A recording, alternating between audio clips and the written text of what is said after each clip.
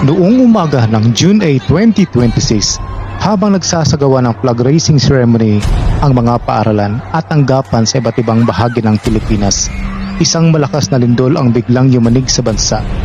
Dahil marami pa ang nasa labas ng kanilang mga gusali, maraming buhay ang naligtas mula sa posibleng trahedya.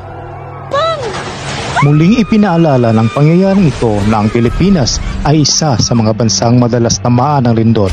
Sa ilalim ng ating mga paa ay matatagpuan ang iba't ibang fault line na maaring gumunaw anumang oras at magdulot ng malakas na pagyanig.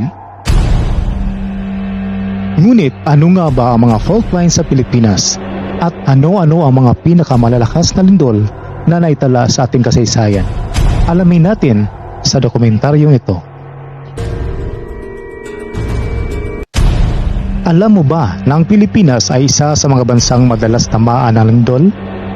Ito ay dahil sa matatagpuan tayo sa Pacific Ring of Fire, isang lugar na kung saan matatagpuan ang malalaking tectonic plates sa mundo. Sa ilalim ng ating mga paa ay may mga fault line na maaring magdulot ng malalakas na pagyanig anumang oras. Sa usaping ito, alamin natin ang mga pangunahing fault line sa Pilipinas at ang top 5 na pinakamalalakas na lindol na naitala sa kasaysayan ng ating bansa. Number 1, Philippine Fault System. Ito ang pinakamahabang fault line sa bansa na umabot hanggang 1,200 km mula Northern Luzon hanggang Mindanao. Ang Philippine Fault System ay parang malaking bitak ng lupa na dumaraan sa iba't ibang bahagi ng bansa. Kapag gumalaw ito, maaari ito magdulot ng napakalakas na lindol. Number 2, West Valley Fault. Isa sa mga pinangangambahang fault line dahil dumaraan ito sa Metro Manila at sa mga karatig na lalawigan.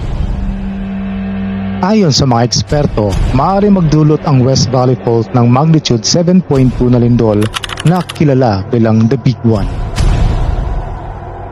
Narito naman ang top 5 na pinakamalalakas na lindol sa Pilipinas.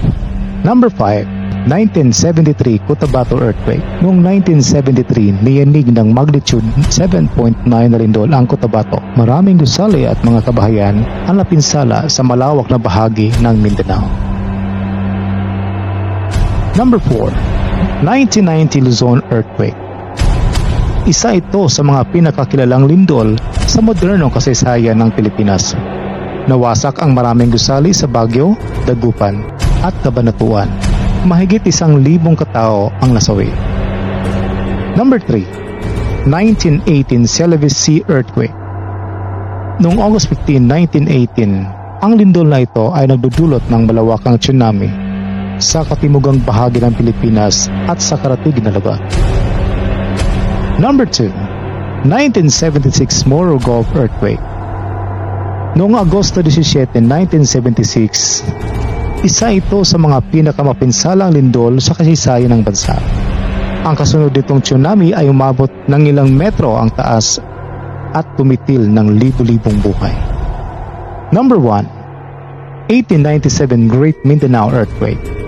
Noong September 20, 1897, isa ito sa mga itinuturing na pinakamalakas na lindol na naitala sa kasaysayan ng Pilipinas.